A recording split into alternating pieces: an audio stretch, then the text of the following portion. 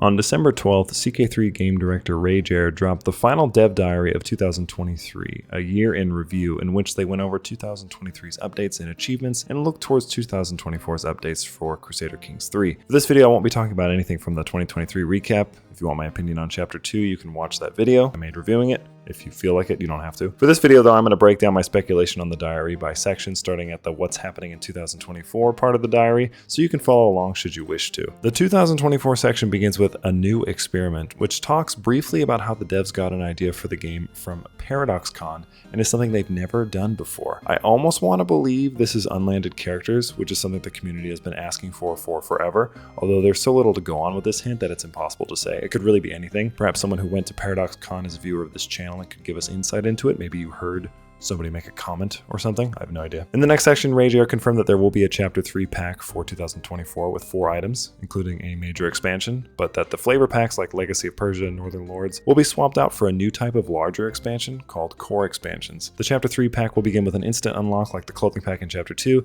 and end with an event pack. RageAir then went on to explain that a core expansion is an expansion that focuses on changing something about the main gameplay loop or contributes to the main components of gameplay in a noticeable way, whereas major expansions are massive updates which provide huge sweeping changes to the world and add new play styles. Basically, core expansions aim to be more impactful than a flavor pack, but with less major changes than an expansion. This is being done in hopes of providing high impact DLC, which I think is a move made in response to the community's relative disappointment at the primarily lackluster or underwhelming DLC CK3 has had as a whole, which was basically only held up by its expansion and flavor packs anyway. In the instant unlock section, we get a few visual hints, which we have throughout the diary, but in the instant unlock, it's teased to be inspired by the gilded clothing of the French royals, but notably, to me anyway, it's worded that it's inspired by, but not directly for them. Now, I don't want to jump to conclusions, but as you'll see, many of these images seem to suggest a religious or monastic focus. The dev diary even points out the gilded angel on the portion of the crown we can see here. Early gut reaction to this has me thinking we're going to be getting a massive update to the Holy Roman or Byzantine empires, or perhaps even a Christianity or Abrahamic religion overhaul. These are things which the community has been asking for a while now, so it wouldn't surprise me, although this feels like quite a bit of a leap to make from the corner of an image of a crown, to be fair. Now, the wording on the core expansion section is interesting to me, as is the image of the man playing the flute, a Pied Piper, as it were.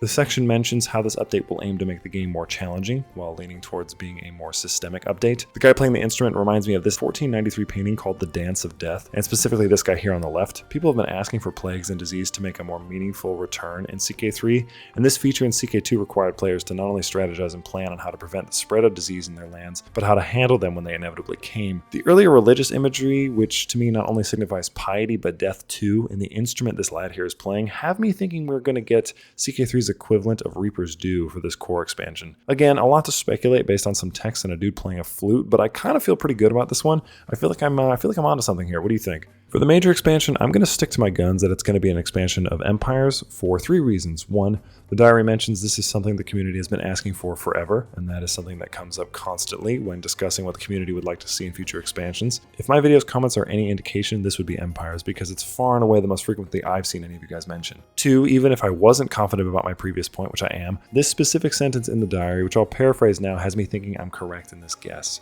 The sentence is basically that another point brought up frequently is the desire to live the powerful player fantasy, to which I ask, what is more powerful than an emperor? Number 3, this guy right here. Yes, he's in a robe, which you could say maybe he's a monk or whatever, something like that. But what is he doing exactly? Yes, that's right, he's bowing. Now, I know in these images you can't see the animations. You can't see the Pied Piper playing and you can't see this guy bowing. But in this screen cap, you can clearly see the guy is bowing. So it makes me think that this is sort of a Empire-focused DLC. This section concludes that it will provide new ways to play, which expansions to the Holy Roman and Byzantine empires would easily do, but also makes me wonder if they won't try to squeeze in republics as well. The final part of this mentions that it's something they've wanted to do since CK2, so I almost wonder if this is a government, like a ruling, like system-wide overhaul, if that makes sense. So needless to say, I'm very curious to see what we get with this one. I'm also curious to hear what you guys think and guess. I'd be happy with just empires, but I am curious to see if it's something even bigger than that. The final event pack section is quite short, but will evidently focus on a well-liked feature that is already in the game that they will be expanding on and will be highly visible, which is in quotes. The image is a man writing in a book, a chronicler if you will, which has me thinking this will be an expansion to the royal court system, which would pair well with an empire Empire expansion with maybe more robust features, although truthfully I'm not nearly as confident in this guess as my other ones, although it would sort of play into the disease, the focus on rule with an Empire expansion and then a Royal Court expansion to sort of flesh out that rule a little bit more. It would make sense. Either that or this man is maybe an artificer, then this will be an expansion on the artifact system. I don't know what makes me think that, but I personally prefer that system over the Royal Court, so maybe it's just wishful thinking. But if they expand the Royal Court, maybe I'll change my mind on that. But that's really it. We don't get a whole lot to go on from here. Obviously it's just a little dev diary thanking fans for the year and then looking forward to the next one with some tiny speculation. Obviously there's a lot we could try to glean from these cryptic texts, but apparently Paradox is playing this one close to vest, which makes sense. But what is apparent to me anyway is that they're listening to the community, and that this next chapter will see many features we the fans have been hoping for some time return or come in new forms. That to me is always something to be excited for. And that's going to be it for this one. A short one today, but I wanted to do something really quick that you guys could help speculate with me, and then we can have a little discussion here in the comments. I'm looking forward to seeing what you guys come up with. If you have any ideas on what you think will be in Chapter 3 based on the diary, then let me know below. You guys are the true experts on this thing, and I would trust your guesses over my own. I'm merely a person who just talks for the community, or at least that's what I aim to do. I don't pretend to be a subject matter expert on this sort of thing. If you like this video, make sure you like, comment, subscribe, as it lets me and YouTube know that I should keep making this sort of content and that you enjoy it. If you do enjoy my content and would like to contribute, then consider becoming a channel member or joining the community Discord. Links for both are provided below. And here are our channel members. I appreciate you guys endlessly. Thank you for your support. Thank you all, even if you're not members, for your continued support. It's greatly appreciated.